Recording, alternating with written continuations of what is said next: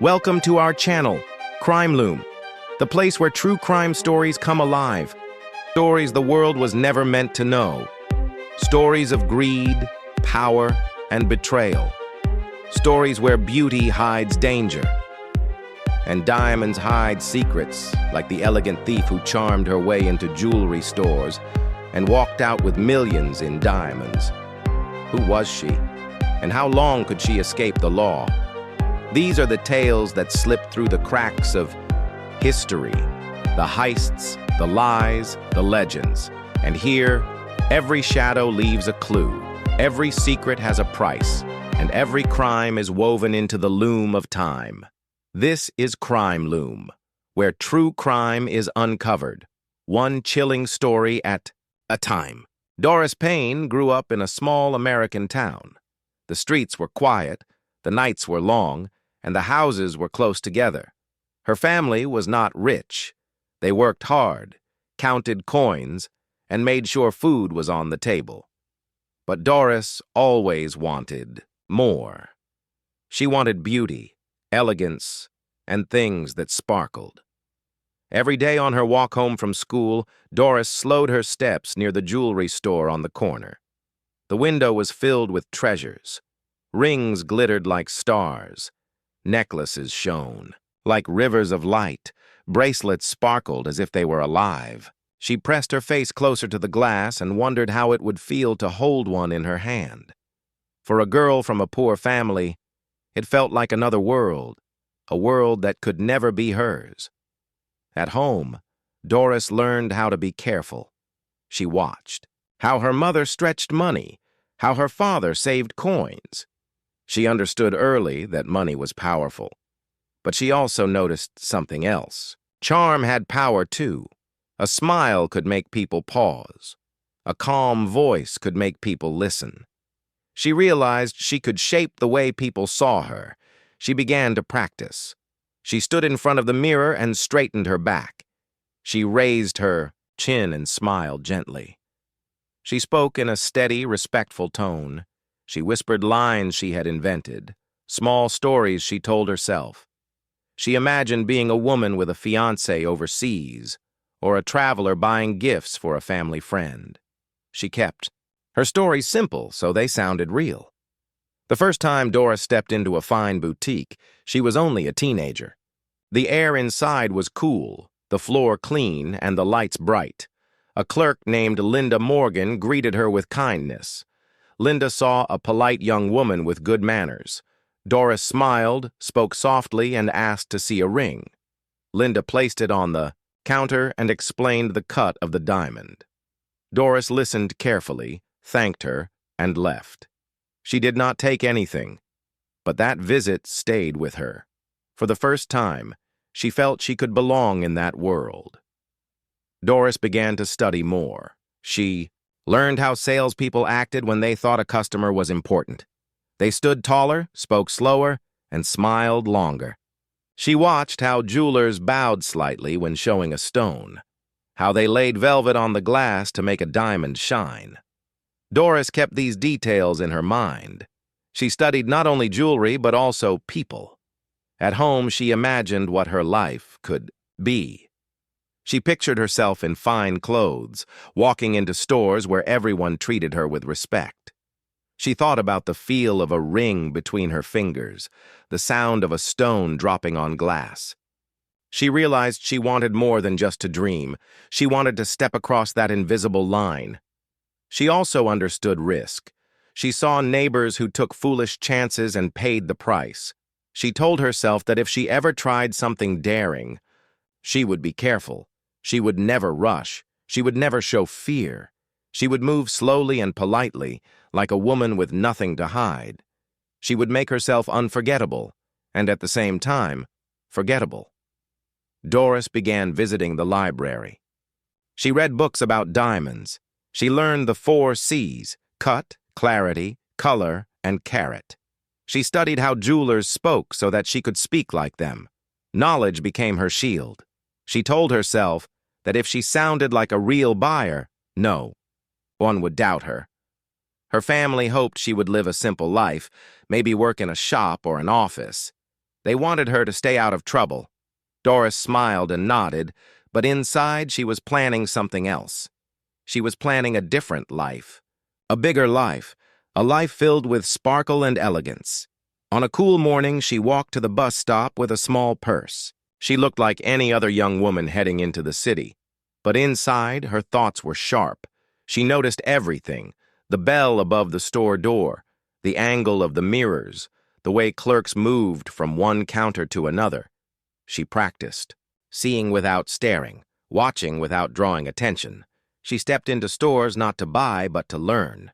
She studied the rhythm of each room. She noticed how clerks looked away when another customer entered. She noticed how long they kept trays open on the counter. She noticed where the keys were kept and which drawers stuck when opened. She remembered every detail. At night, Doris wrote notes and then destroyed them. She did not want to leave evidence. She told herself that a clean habit made a safe path. She memorized everything, then burned the paper. When she lay in bed, she closed her eyes and practiced in her mind. She pictured standing at a counter, smiling politely, asking to see rings. She imagined the moment when a clerk turned away. She imagined her hand moving calmly, slipping a stone under her sleeve and placing 2 rings back on the tray as if nothing had changed. She repeated the scene in her mind until it felt natural. The next morning, she returned to ordinary life. She swept the porch. She carried groceries for a neighbor. She spoke kindly to shopkeepers. She appeared as a simple young woman with good manners. No one could guess what she was planning. People around her thought she was polite and bright. A teacher praised her memory. A store owner said she was well-mannered. No one knew she was preparing for something far different. Doris did not laugh at them for not seeing. She understood that the secret to her future was to appear ordinary. Ordinary people are invisible, and invisibility was her greatest weapon. Doris Payne was not yet a thief, but the idea had taken root. It was growing quietly inside her, like a seed planted in dark soil. She had not acted yet, but she knew the time would come. She was preparing herself, shaping her mask, building her plan. And when the right day arrived, she would be ready to cross that line and never look back. Doris Payne woke early that morning with calm thoughts. She told herself that if she was going to step further into this world, she must move with care. The air was cool, the sky clear, and the streets already busy with people rushing to work. She walked at an even pace, dressed in a neat coat and clean shoes, carrying a small purse. Nothing about her looked unusual. She looked like an ordinary woman on her way to buy something nice. She had chosen this day carefully. She did not want the store to be too busy. She wanted time to be noticed, but not watched too closely. When she entered, the bell above the door rang with a soft sound. Inside, the store was bright, filled with glass cases that sparkled with light. A clerk named Susan Carter greeted her warmly. Susan had seen many customers before, but Doris looked calm and polite, the kind of customer who might buy something expensive. Susan asked if she could help. Doris smiled, her voice steady and gentle. She explained that she wanted to buy a gift for her aunt. She said her aunt had small hands and preferred a round-cut ring. The details sounded real, and Susan nodded with trust. Susan brought out a tray of rings and placed it on the counter. Each ring sparkled under the lights. Doris leaned forward, her eyes moving slowly over the tray. She lifted one ring carefully, admired it, and asked about the setting.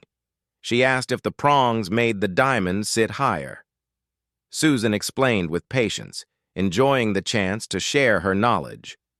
Doris nodded, placed the ring back neatly, and picked up another.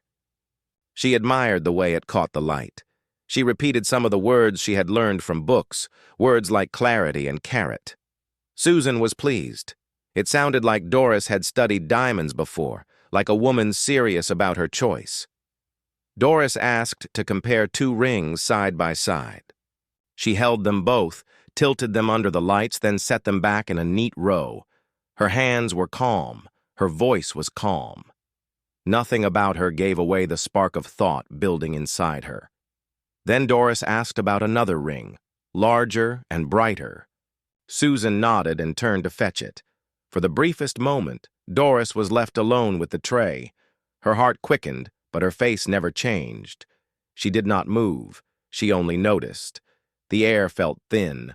The room stretched. She told herself, not today. She was not ready to act yet. She was only studying. Susan returned with the third ring. She explained its details, speaking about the stone, the cut, and the value. Doris listened carefully, nodding, her eyes steady. Susan began to speak about insurance. A manager named Nora Price came over and added details. She placed a brochure on the counter and pointed at paragraphs with her pen. Doris leaned closer, asked a small question, and nodded as if she were truly learning. Everything about her seemed natural. She was polite, thoughtful, and genuine. To the staff, she was just another customer. To Doris, this was training. She was feeling the rhythm of the store, the way attention moved, the way a moment could stretch open and then close again. When she finished, she smiled and thanked them. She said she would return in a few days with her aunt. She left the store as calmly as she had entered. No one followed her with suspicion. To them, she was simply a woman who admired rings and left without buying. But Doris felt the spark growing stronger. She had seen how the staff moved. She had seen where the keys hung, which drawer stuck when opened, and how the bell above the door sounded when it rang. She had seen how quickly clerks shifted their attention when another customer entered. These were lessons, and she remembered them all. That evening, Doris sat in her kitchen with a cup of tea. She replayed the day in her mind, scene by scene. She remembered the sparkle of the rings, the sound of Susan's voice, the way Nora pointed to the paper. She thought about the thin moment when Susan had turned away, about how her own hand could have moved if she had chosen. She wrote a few notes on a scrap of paper, then tore them into pieces and threw them away. She left no trail. In the following days, Doris visited other stores. She spoke with a clerk named Paul Green in one place, and with a trainee named Maya Turner in another. She asked questions about bracelets, about earrings, about pendants. She never took anything. She only studied. She noticed how some stores locked their most valuable stones until the final step, while others placed many pieces on the counter at once. She noticed how a tray with too many choices distracted the clerks. She liked that. Distraction was her friend. At home, she practiced again. She stood in front of the mirror and held her posture still for long minutes. She practiced speaking slower so her words carried more weight. She practiced holding a ring gently as if it was natural to her. She practiced asking small questions that sounded real, questions that bought her time. She asked, "Can you show me how it looks under softer light?" She asked, "Would this stone shine the same way outdoors?" They were simple questions, but they made her look like a careful buyer. They gave her room to breathe and think. One afternoon, she returned to the first store again. She knew by now that Susan worked in the mornings and Nora in the afternoons. She chose a time when both were busy with other guests. A clerk named Ethan Cole greeted her. Doris smiled politely and explained that she had spoken with Susan and Nora earlier. She asked to see the same rings again. Ethan, trusting her words, brought out the tray. Doris studied the rings, asked questions, and then requested a brochure. Ethan turned to fetch it. For a moment, she was left with the tray. Again, the air stretched thin. The chance was there. Her pulse quickened. But again, she did not act. She told herself she was not chasing one single moment. She was building something larger. She wanted to know the rhythm fully before she crossed the line. She left once more with a polite thank you, calm steps, and a smile. No suspicion followed her. But Doris knew something had changed inside her. She had felt the spark more strongly now. It burned quietly, but it was there. She knew the day would come soon. The first real theft was close. The morning of her first theft came without warning. There was no storm in the sky, no unusual sound in the street, no sign that something important was about to happen. It was just another weekday morning. People hurried to work, cars moved through the city, and Doris Payne walked calmly among them. She looked ordinary. She carried a small purse, wore her neat coat, and kept her face steady. But inside, she was ready. She pushed open the door of the jewelry store, and the bell above it chimed softly. The air inside was cool, filled with the shine of glass and the sparkle of diamonds. She greeted Susan Carter, the clerk who had helped her before. Susan smiled in recognition, pleased to see a customer returning. Doris thanked her warmly and asked to see the same 2 rings she had admired in earlier visits. Susan unlocked the case and brought out the tray. She placed it gently on the counter. The rings sparkled under the light, small stars trapped in gold and silver. Doris leaned in and studied them, her posture calm and her hands steady. She asked politely if she could try them on. Susan nodded, happy to assist. Doris slipped 1 ring onto her finger, tilted it in the light, and asked a question about the cut. She asked if the diamond sat higher because of the setting. Susan explained, her voice gentle and full of knowledge. Doris nodded as if she cared deeply about every detail. She removed the ring and tried the second one. She asked about the clarity, about how the stone caught the light. She listened closely to every word, her eyes soft, her face calm. The door chimed again. Another customer entered. Susan turned her head briefly to greet them. Doris noticed the shift immediately. The rhythm of the room had changed. For a moment, Susan's focus was divided. Doris did not move yet, but she felt her heart quicken. Susan returned her attention to Doris. She placed a 3rd ring on the tray, for comparison. Doris leaned closer, examining all 3, asking which one would be easier to clean, which one had a stronger shine. Her questions sounded simple, but each one bought her more time. She asked if she could see how they looked against. A white cloth? Susan nodded and stepped away to fetch one. The moment stretched thin. The tray sat before her, 3 glittering rings displayed on velvet. Doris's face stayed calm, her breathing even. Her hand moved softly, smoothly, with no sign of rush. She slipped 1 ring under her sleeve, pressing it flat against her wrist. The motion was gentle, no louder than the brush of fabric. Her eyes never left the counter. When Susan returned, Doris looked at her and smiled. She placed the other 2 rings neatly back on the tray. Nothing seemed out of place. The tray still looked full. The light still danced across the glass. Susan began to explain cleaning solutions and handed her the cloth. Doris listened, as if nothing had happened. Her voice was polite when she asked one last small question. She ended the visit with a warm thank you. She said she would return with her aunt the next day to decide. She smiled, picked up her purse, and walked to the door. Her pace was steady. She did not look back. She stepped onto the street with quiet confidence.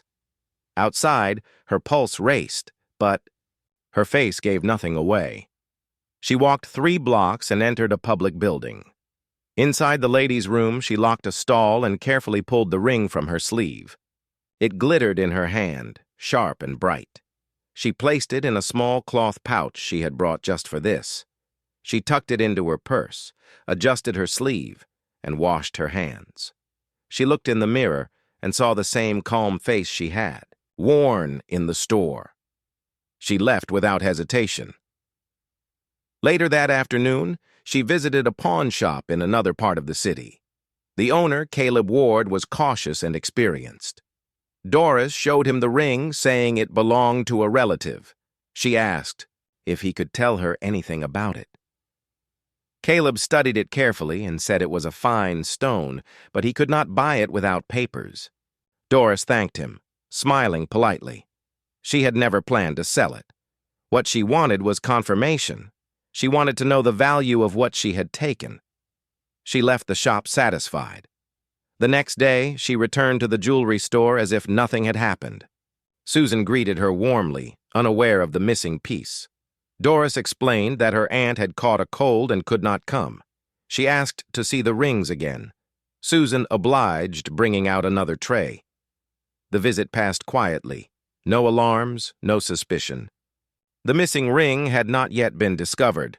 When the loss was finally noticed, it was too late. The manager frowned over the numbers during an evening count. The inventory sheet did not match. Confusion spread. Clerks tried to recall the faces of customers from the past week. They remembered a polite young woman who asked about insurance, who smiled, who seemed thoughtful. But they could not say for certain when the ring had disappeared. Too many hours had passed. Too many trays had been opened. The moment was lost. The report reached Detective Henry Brooks. He read it with interest. The theft was neat, quiet, and clean.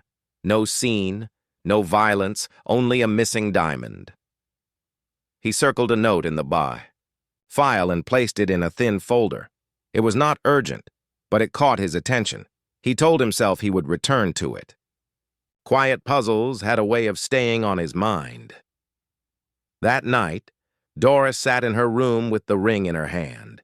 She held it up to the lamp and watched the light dance through it.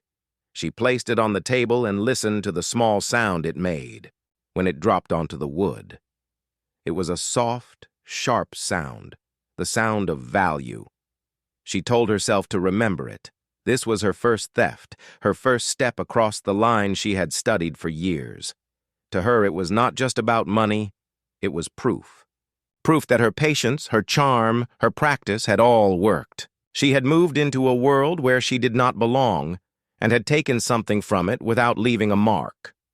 She reminded herself to stay careful. She could not grow greedy. One theft did not make her a master. It only proved that her method could work. If she wanted to continue, she had to stay calm, disciplined, and polite. She had to keep wearing the mask that made her invisible. She closed her eyes and thought about the future. She thought about other stores, other trays, other diamonds waiting under glass. She thought about how she could walk into any of them, wearing her mask of grace, and walk out again with something hidden. She believed she could do it. She believed this was only the beginning. Doris Payne understood that one successful theft could be luck, but to keep going, she needed more than luck. She needed a role, a mask, a character that would allow her to move through any store in any city without raising suspicion. She began to build this character with care. She started with her clothes. She bought a simple gray dress that looked neat but not flashy. She bought a coat that fit perfectly, a hat with a small brim, and shoes that made little sound when she walked. She carried a handbag that looked ordinary but had enough space for a cloth pouch, papers, and small items. Every piece of her look was chosen carefully. She wanted to appear like a woman of quiet elegance, the kind of customer who belonged in a jewelry store. She also created a story for herself. She was no longer just Doris Payne. She became Grace Hill, a woman who traveled for business. Grace bought gifts for clients. Grace sometimes bought jewelry for relatives. Grace was respectable, polite, and believable. Doris never gave long stories. She gave only small details, just enough to make her sound real. If a clerk asked where she lived, she named a nearby city. If someone asked about taste, she said her clients liked classic designs. The details were simple and easy to remember.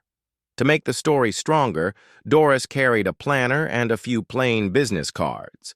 The cards had the name Grace Hill printed on them.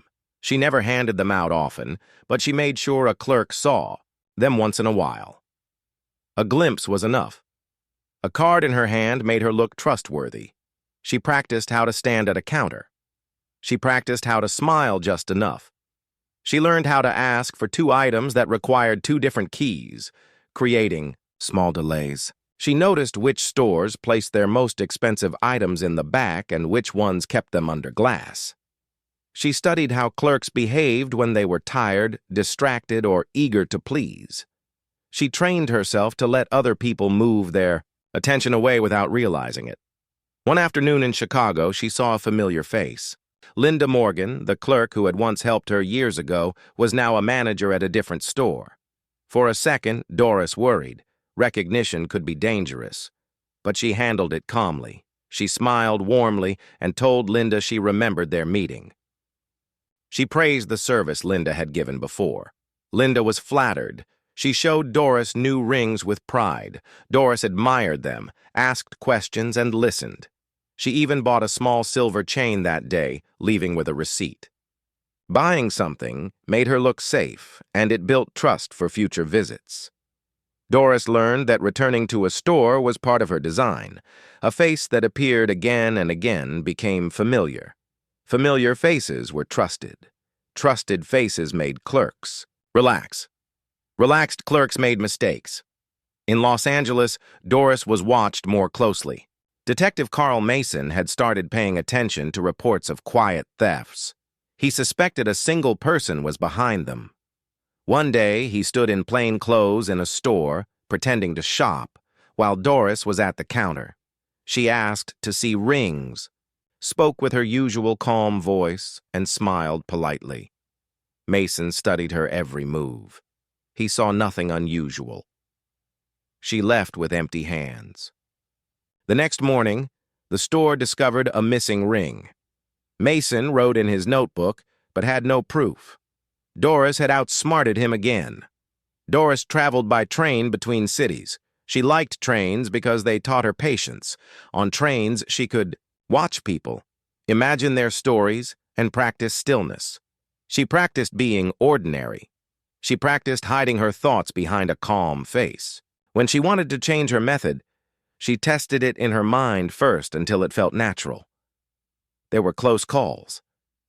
In New York, a clerk noticed a missing ring during a tray change. The tension in the room grew heavy. Doris sensed the danger immediately. She smiled, said she needed to make a phone call, and walked out with calm steps. She crossed the street, entered a bookstore, bought a paperback, and left through a side door. Later, she heard the store had spent hours counting inventory, confused and frustrated. From that day, Doris added a new rule. Never work when the store was crowded with too many staff. Too many hands could mean too many eyes. She built more rules for herself. Never return to a store too soon. Never hold a jewel for too long. Never sell to a place that might remember her face. Keep her stories short. Smile, but not too much. Remember names, but act as if she forgot them. The rules were simple, and simple rules were easy to keep. With every city, Doris became sharper at reading people. She could tell when a manager was tired, when a clerk was eager to impress, when a guard was careless. She placed herself where their habits worked for her. If a clerk always turned left to fetch a brochure, she stood so that the turn took their eyes away from the tray. If a store had a soft door chime, she knew it would not pull attention strongly when someone entered. Every small detail became part of her plan. Detectives like Henry Brooks began to see the pattern. He created a folder with notes from different stores. He drew lines across a map, connecting the cities where jewels had gone missing. The picture grew clear, but the thief remained a shadow. He called her the Queen in private notes, not as praise, but as a way to mark the puzzle. For Doris, the title did not matter. She thought of herself not as a criminal, but as someone rewriting the rules of belonging. She told herself she was not hurting anyone. She told herself that insurance would cover the losses, that stores would move on. She used this thought to quiet any guilt that tried to rise inside her. She continued to move through stores with elegance and calm. She was Grace Hill to the clerks, a polite buyer who asked thoughtful questions. She was Doris Payne to herself, a woman who had crossed the line and learned she could keep crossing it. Her mask was strong, her rules were clear, and her legend was beginning to grow. Doris Payne was no longer limited to a single city. She had grown confident, skilled, and patient. She carried her mask of elegance across state lines, moving through new places with the same calm charm that had worked before. Each trip was planned, with care. She bought train tickets with cash, checked into small hotels, and kept her luggage light. She never stayed long in one place. She knew that movement kept her safe. Her method never changed too much. In each city, she visited jewelry stores slowly. She walked in as if she belonged there, spoke kindly to clerks, and sometimes left without touching anything. She wanted them to see her face more than once. She wanted to become familiar, to be remembered as a careful customer who returned. Familiarity lowered suspicion. Suspicion was her enemy. In Miami, the air was warm and heavy, and the stores smelled faintly of citrus from the streets outside. Doris entered one of them, smiling politely. A clerk named Paul Green greeted her and showed her bracelets. Doris nodded, asked about clasps, and left without buying. 2 days later, she returned. This time, she asked to see rings. She reminded Paul of their earlier talk, repeating a small detail he had mentioned. Paul smiled, pleased that she had remembered. He trusted her more. That day, Doris did not steal. She only built trust. In New York, she planned carefully. She learned that the staff at a certain store changed shifts at noon. She arrived at 11:50. Susan, the first clerk, began helping her. Then Irene, the new clerk, came to take over. As the tray of rings was passed between them, a manager called Irene to check a ledger. The tray was left on the counter. The moment was thin, stretched between one pair of hands and another. Doris moved smoothly. Her hand slipped one diamond under her sleeve, pressing it against her wrist. She asked a question about warranty as if nothing had happened. She left. With a calm thank you, her face steady. Hours later, the ring would be discovered missing. In Dallas, Doris studied a store with a guard who stood near mirrors. She noticed how the staff relied too much on reflections. She stayed calm, asked polite questions, but felt tension in the air. The room was sharp, not soft. She left without acting. She told herself that walking away was as important as stealing. A thief who could not walk away would never last. Detectives were getting closer. Carl Mason had followed her trail from Los Angeles. He compared notes with Henry Brooks, who had been collecting reports for months. Both men saw the pattern. The thefts were clean, careful, and always the same. A woman with calm manners and polite words entered, asked questions, and left. Afterward, something was missing. Mason once stood in a store and watched her directly. He saw her ask to see rings. He saw her request a cloth. He saw her leave quietly. Later that night, the store reported a missing piece. Mason knew she was the one, but he had no proof. She gave nothing away. She moved like smoke, slipping through his fingers. Doris also heard whispers. Some clerks mentioned thefts in other cities. Some stores became more cautious. She adjusted. She chose smaller pieces when she sensed alertness. She avoided stores with new cameras. She avoided crowded counters where too many eyes could watch her. She lived by her rules. Never rush. Never harm, never show anger, always leave calmly. Her life outside the stores was simple. She lived in small hotel rooms, ate plain meals, and kept to herself. She carried notebooks filled with marks and small codes that only she understood. When the pages filled, she burned them. She left no trail. Money came quietly and went quietly. She did not buy luxury for show. She used it for movement, for privacy, for staying free. Sometimes she gave small gifts to people who had been kind to her. A thank you card. A holiday note. A token that made her seem thoughtful. These gestures were part of her mask. They made people remember her kindness, not her secrets. Meanwhile, Brooks and Mason added more pins to their map. They warned stores, quietly. Count your trays, change your habits, watch carefully. Some listened, others did not. Doris always found the ones who stayed careless. One evening in New York, Doris stood in her hotel room with the window open to the night. She held a diamond up to the light. It threw a star-shaped reflection on the ceiling. She whispered her rules to herself like a prayer. Never rush, never harm, always stay calm. She knew these rules had kept her safe. She knew they would keep her safe again. Across town, Mason and Brooks spoke in low voices. They had patience. They believed that if they learned her rhythm, they could one day catch her. They decided not to chase her loudly.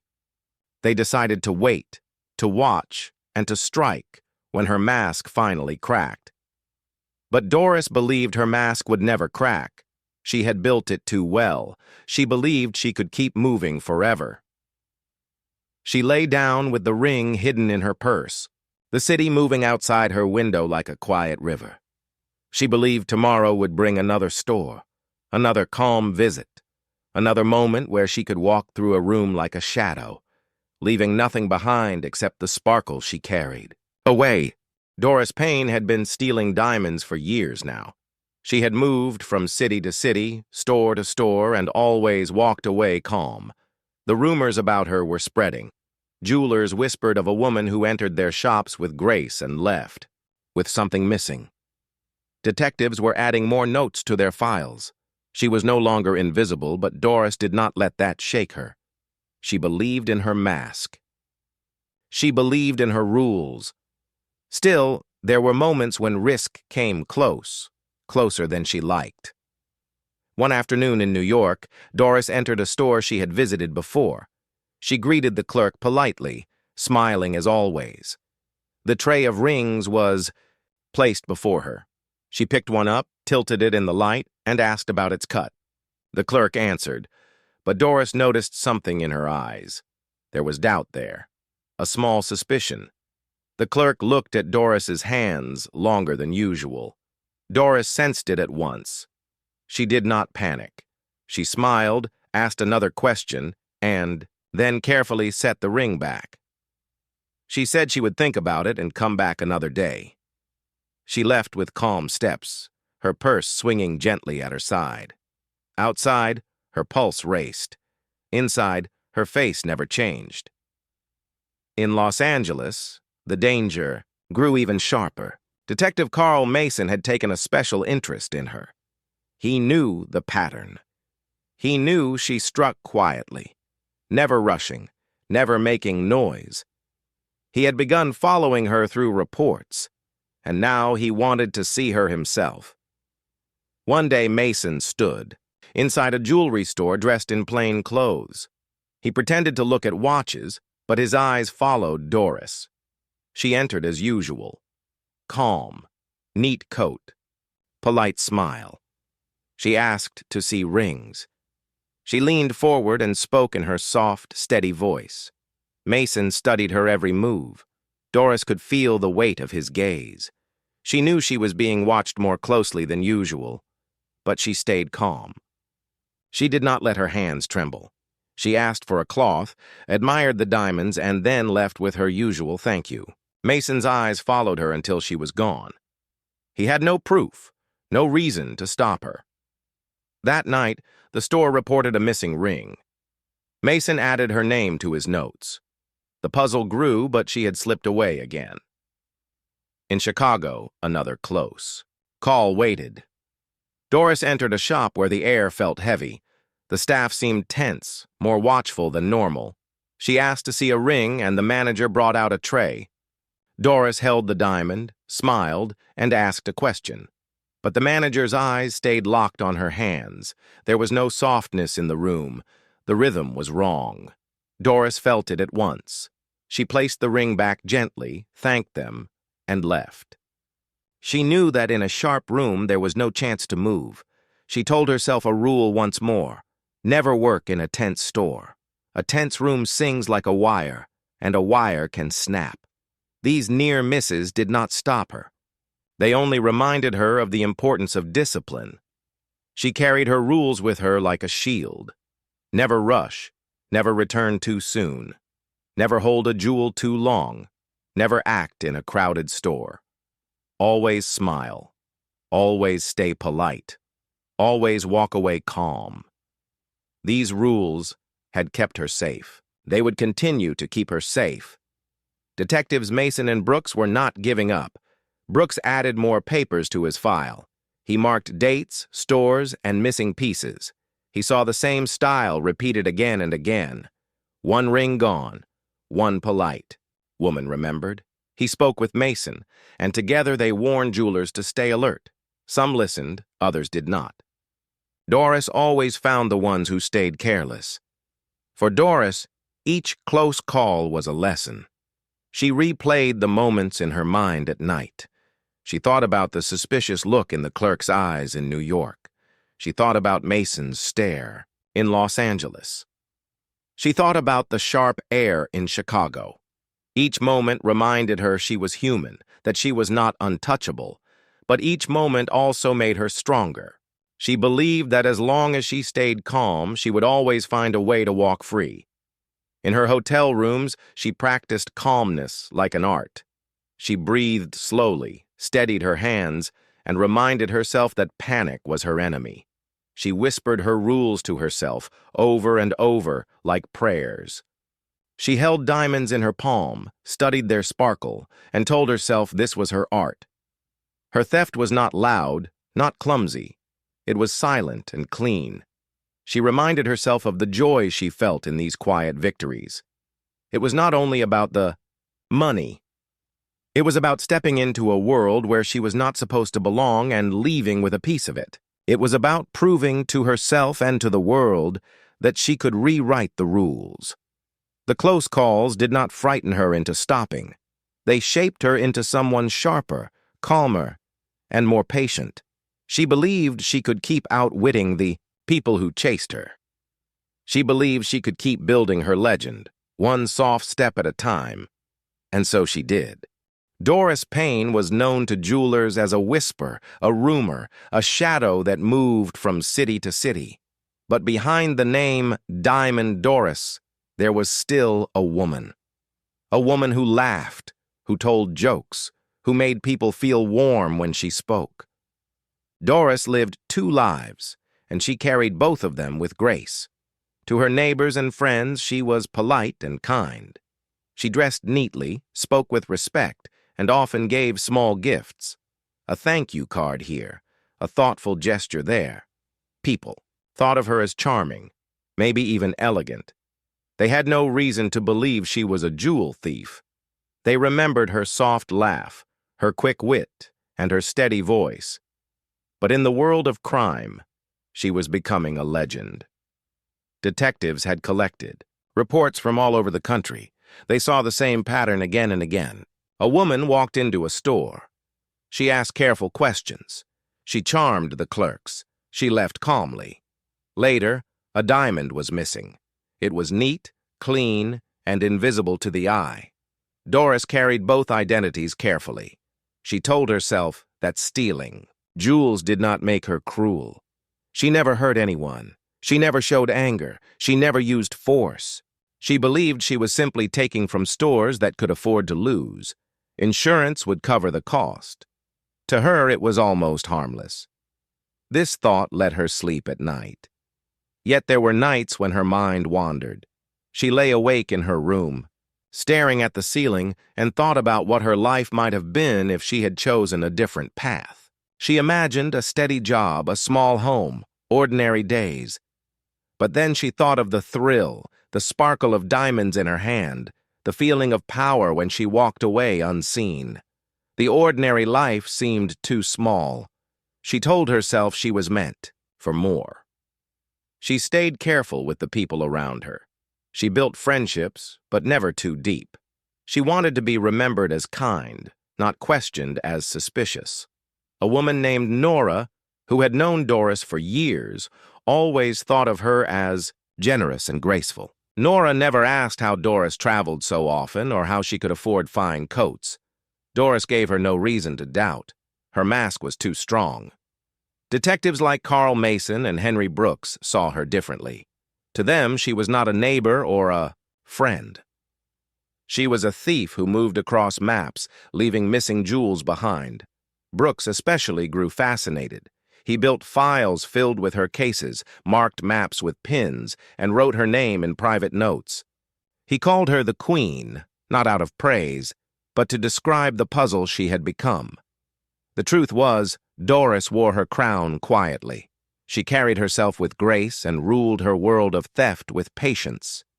She had built her reputation not with noise, but with silence. That silence made her powerful. Her life outside of theft was not glamorous. She often lived in small hotels, ate simple meals, and spent long hours alone. She carried notebooks filled with her own marks, symbols only she understood. When they filled, she burned them. She left no trace. She held her pride quietly, hidden from the world, just like the diamonds she stole. But when she stood in front of a jewelry case, when she leaned in politely and spoke to a clerk, she felt her power most clearly. The thrill was not only in the diamonds, it was in the act itself. It was in proving she could walk into places where she was not supposed to belong and leave with proof that she had claimed a piece of that world for herself. She reminded herself always to stay kind. Kindness protected her. Clerks who remembered her thought of her smile, her questions, her politeness. They remembered the warmth in her voice, not the quick slip of her hand. She believed her best disguise was her own personality. Many people later struggled to believe the truth. How could someone so polite, so ordinary, be the thief behind so many heists? How could a warm smile hide such daring? This contradiction became part of her legend. Detectives tried to catch her, but Doris stayed one step ahead. She used charm like a weapon, patience like armor. She blended into every room, walked calmly through every door, and left behind confusion and missing jewels. As the years passed, her reputation grew. She was no longer just a thief. She became a story, a myth, a woman whispered about in jewelry stores, a name scribbled in police files, a character people spoke of with fascination. She was human, but also larger than life. Doris herself never showed regret. She sometimes laughed when people asked her about her past. She admitted little, but she never hid her pride. She enjoyed the mystery. She enjoyed the legend. She enjoyed being more than ordinary. She told herself over and over that her thefts were not only about money, they were about belonging. They were about walking into rooms where she had once felt like an outsider and proving that she could not only enter but also take something with her. To her, the diamonds were proof of her cleverness, her patience, her art. Her friends saw kindness. Her neighbors saw elegance. Detectives saw a thief. But Doris knew she was all of these at once, the woman behind the legend of Diamond Doris. By the late 1980s, Doris Payne's name was spoken in jewelry stores across America. She was no longer just a quiet thief who moved unseen. She had become a legend, known by many as the Queen of Jewel Heists. The title followed her from city to city, from one theft to the next, and she wore it like a hidden crown. She had stolen millions of dollars worth of jewels. Rings, necklaces, and bracelets had all passed through her hands. Sometimes she kept them for a while, admiring their sparkle in the stillness of a hotel room. Sometimes she sold them carefully, turning stones into cash that kept her moving. But to Doris, the money was never the true reward. The true reward was the act itself, the thrill of walking into a store, charming the clerks, and walking out unseen with something priceless. She had been arrested many times, but prison never broke her spirit. Each time she was caught, she returned to freedom with the same calm expression she wore in the stores. She never admitted guilt, never begged for mercy.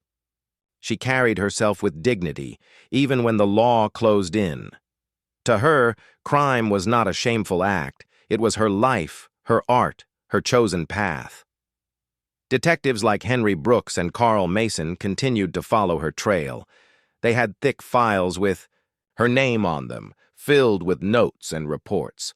They warned jewelers, marked maps, and tried to stay a step ahead. But Doris always found a way to slip past them. She was careful, patient, and disciplined. She had built her rules and lived by them. Never rush, never harm, never show anger, always leave calm. These rules carried her through years of danger. Even as she grew older, her charm did not fade. She dressed neatly, spoke with grace, and carried herself with quiet pride. Clerks still trusted her, still believed in her mask. She had built her disguise so carefully that even when people suspected her, they could not see through it fully. She remained both obvious and invisible at the same time. To some, Doris was fearless, but Doris would have said she was simply careful. She knew fear had its use. Fear reminded her to stay patient, to move slowly, to avoid risks she could not control. Fear was not her weakness. It was her compass. Her legend grew larger than her thefts. Writers began telling her story. Journalists called her bold, clever, and uncatchable. Her name appeared in newspapers and magazines. People who had never seen her began to speak of her as if she were a character in a novel. To the public, she was not only a thief, she was a myth. Doris herself did little to fight this legend. She sometimes smiled when people spoke about her past. She enjoyed the mystery, the half-truths, the way her story spread beyond her. She admitted little, but she never denied her pride. She seemed to like being part of something bigger than herself. She often told herself that her thefts were not only about jewels, they were about proving a point. They were about belonging, in places where the world had once told her she did not belong. She remembered her childhood, staring at diamonds through glass, feeling the distance between her and that world. Now, with every theft, she stepped into that world and claimed a piece of it. Her life was not filled with riches in the way people imagined. She did not live in mansions or drive luxury cars. She lived in small hotel rooms, moved often, and kept her world simple. The diamonds she stole were not for showing off. They were symbols, proof of her cleverness and her art. She held them, admired them, then let them go. Detectives never stopped chasing her. They grew older just as she did, but her name stayed on their desks. They called her a thief, a criminal, a problem. But many also admitted a kind of respect. They had never faced anyone quite like her. She had no partners, no gang, no weapons. She worked alone, with charm and patience as her only tools. That was what made her different. That was what made her unforgettable. Doris Payne ended her days still unapologetic. She never expressed deep regret for her crimes. She saw herself as someone who had lived on her own terms. She believed she had played her game well. To her, the world was divided between those who followed rules and those who rewrote them. She had chosen to rewrite them. Her name remains in the world of true crime. People still tell her story, still study her methods, still marvel at her patience. She is remembered not only as a thief, but as a figure who became larger than life. She is remembered as a woman who walked through stores with grace, left confusion behind, and carried away sparkle in her sleeve. The story of Diamond Doris is more than the story of stolen jewels. It is about daring, patience, charm, and the hunger for beauty. It is about a woman who stepped into rooms where she was told she did not belong, and who left those rooms having taken something powerful. Her thefts were crimes, but her legend was something more. Even now, her story shines like the diamonds she once held, bright, sharp, timeless. You've just seen another chilling story from the world of true crime, but there are many more secrets waiting to be uncovered. Subscribe to Crime Loom, and join us as we unravel more heists, mysteries, and untold legends. Don't miss what's coming next, because in the world of crime, the truth is always stranger than fiction.